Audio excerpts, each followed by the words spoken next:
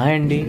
అందరూ బాగుండాలని ఆశిస్తూ లండన్, కెన్యా తర్వాత ఇటీవలనే వెళ్ళిన నా 3వ అంతర్జాతీయ యాత్ర యొక్క మధురానుభూతుల్ని మీతో పంచుకోవడమే నా ఈ వీడియో యొక్క ఉద్దేశం. మొదటిగా ఈ యాత్రను విజయవంతంగా నిర్వహించిన మన మొదటి తెలుగు ట్రావెలర్ రాజిరెడ్డి గారికి హృదయపూర్వక కృతజ్ఞతలు. అలాగే మా 42 మందితో కూడిన బృందంలో ప్రతి ఒక్కరికి నా కృతజ్ఞతలు. ఒక సీకేడీ పేషెంట్ అయిన నాకు వారానికి 3 సార్లు డయాలసిస్ చేయించుకోవాల్సిన పరిస్థితి. కానీ దాన్ని ఎదుర్కొని నా కలని నిజం చేసుకోవడానికి ప్రతి క్షణం తప్పిస్తాను. ప్రతి యాత్ర ఒక సవాలుతో కూడుకున్నది.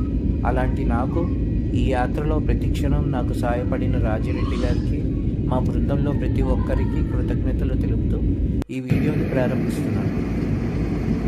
నా ఈ యాత్రలో మొదటి వీడియోలో చూసినట్టు 3.5 గంటల ప్రయాణం తర్వాత మేము చేరుకున్నాం ద మోస్ట్ హ్యాపెనింగ్ కంట్రీ, మన ఇండియన్స్కి అందుబాటులో సులువుగా వెళ్ళగలిగిన దేశం అయిన థాయిలాండ్కి.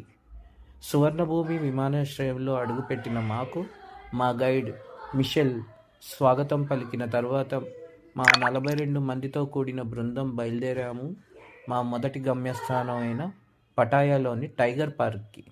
అన్నట్టు మీకు విషయం చెప్పాలి, కొన్ని టూరిస్ట్ అట్రాక్షన్స్కి గైడ్ ద్వారానే బుక్ చేసుకోవాల్సిన పరిస్థితి ఉంది థాయిలాండ్లో. ఉదాహరణకి సఫారీ వరల్డ్ లాంటి పర్యాటక ప్రాంతాలు. మరి చూసేద్దామా పటాయాలోని మా మొదటి రోజు ప్రయాణాన్ని? ఇంకెందుకు ఆలస్యం, రండి వెళ్ళిపోదాం వీడియోలోకి.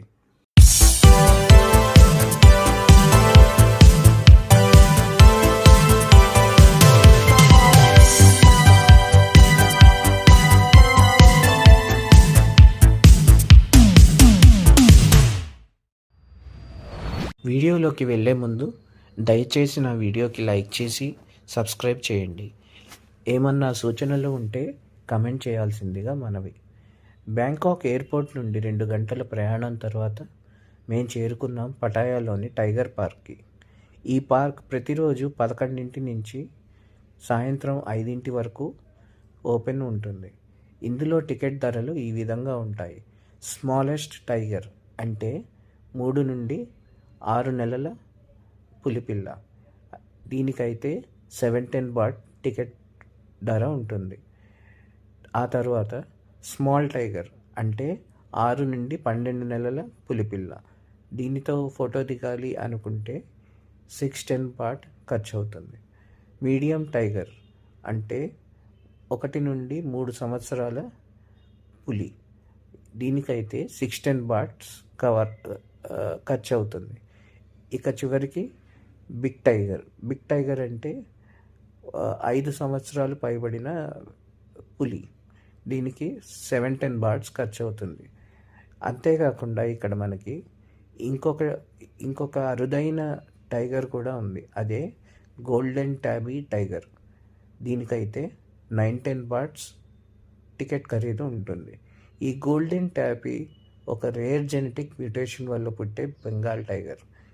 వీటిని స్ట్రాబెర్రీ టైగర్ అని కూడా అంటారు. వీటికి పుట్టుకతోనే మెలనిన్ తక్కువగా ఉండడం వల్ల ఈ రంగులో చర్మం గోల్డెన్ కలర్తో చాలా అందంగా ఉంటుంది. చివరిగా టైగర్తో వీడియో మరియు ఫోటోలు తీసుకున్న తర్వాత బయటకు వచ్చి అక్కడ ఉన్న టైగర్ షాప్ సందర్శించి కొంత షాపింగ్ చేశాను. అన్నట్టండోయ్, బ్యాంకాక్ వచ్చిన వాళ్ళు ఇక్కడ దొరికే ఫ్రూట్స్ టేస్ట్ చేయడం మర్చిపోకూడదు. ముఖ్యంగా మ్యాంగో, పైనాపిల్, వాటర్ మెలన్ మరియు avocado juice and coconut water, ఇవి చాలా టేస్టీగా ఉంటాయి. టైగర్ పార్క్ సందర్శన తర్వాత మేము ముందుగానే బుక్ చేసుకున్న మా హోటల్ అయిన హోటల్ గ్రాండే పటాయాలో చెక్-ఇన్ చేసి కొంత విశ్రాంతి తీసుకున్నాము. ఆ తరువాత మా బృందంలో అందరూ అల్కజార్ షోకి వెళ్ళారు. నేను ముందు రోజు ట్రావెలింగ్లో నిద్ర లేకపోవడం వల్ల ఈ ప్రోగ్రామ్ స్కిప్ చేశాను. బట్ మీకు ఇక్కడ కొన్ని వీడియోలు పెడతాను. మా టీంలో సాకేత్ గారు తీసిన వీడియోలు ఇవి. ఇక సాయంత్రం 7ంటికి నేను బయలుదేరాను పటాయాలో అత్యంత పర్యాటక ప్రదేశం వాకింగ్ స్ట్రీట్కి. సాయంత్రం 7ంటికి రోడ్లన్నీ టుక్ టుక్ ఆటోలతో నిండిపోయి ఉంటాయి. అన్ని అన్ని టుక్ టుక్ ఆటోలు పైన ఈ వాకింగ్ స్ట్రీట్కే. ఈ రోడ్డు మొత్తం అద్భుతమైన దీపకాంతులతో, పబ్బులతో, బార్లతో, స్ట్రీట్ ఫుడ్తో చాలా హ్యాపీగా ఉంటుంది. చూడటానికి 2 కళ్ళు చాలవు. పిల్లలు ఉన్నవాళ్ళు దీన్ని స్కిప్ చేయడం మంచిది.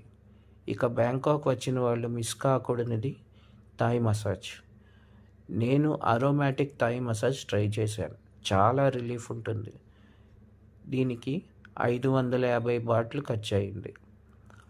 ఇందులో 1 గంట పాటు head, back, leg and foot massage cover చేస్తారు.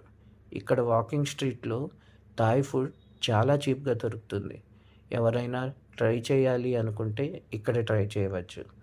ఇందులో నాన్ వెజ్లో అయితే అన్ని రకాల ఫుడ్ అందుబాటులో ఉంటాయి. చికెన్, మటన్, బీఫ్, పోర్క్ ఇంకా క్రోకోడైల్ కూడా ఇందులో అందుబాటులో ఉంటాయి. నేను మాత్రం ఈ ఫుడ్ ట్రై చేయడానికి సాహసం చేయలేదు. ఇలా మా మొదటి రోజు రాత్రి 11 వరకు ఆ వాకింగ్ స్ట్రీట్లో అన్నీ చూసుకుంటూ చివరికి హోటల్ చేరాను. ఇక్కడ ట్రాన్స్పోర్ట్కి నేను గ్రాబ్ అనే యాప్ మాత్రమే బైక్ ట్యాక్సీ బుక్ చేసుకొని వాడాను. ఇది చాలా చీప్ అండ్ సేఫ్. ఇందులో మనకి మోసాలు ఉండవు. ఇంకా మనకి ఎక్కువ మంది ఉంటే ఒకేసారి ట్రాన్స్పోర్ట్ వాడాలి అనుకుంటే టుక్ టుక్ ఆటోలు కూడా చీప్గా ఉంటాయి. బట్ ఇందులో కొంతమంది స్కామ్ చేసే అవకాశం ఉండొచ్చు. సో కొంచెం జాగ్రత్తగా ఉండాల్సిందిగా కోరుతున్నాను. ఇక మన ఫస్ట్ డే ముగిసింది. రేపటి కోసం వేచి చూడండి. 2వ రోజు మన యాత్రను ఇందులో వాటర్ యాక్టివిటీస్తో మీకు చూపిస్తాను. వెళ్ళే ముందు మర్చిపోకుండా దయచేసి నా వీడియోకి లైక్ చేసి సబ్స్క్రైబ్ చేయండి. Thank you. Good bye.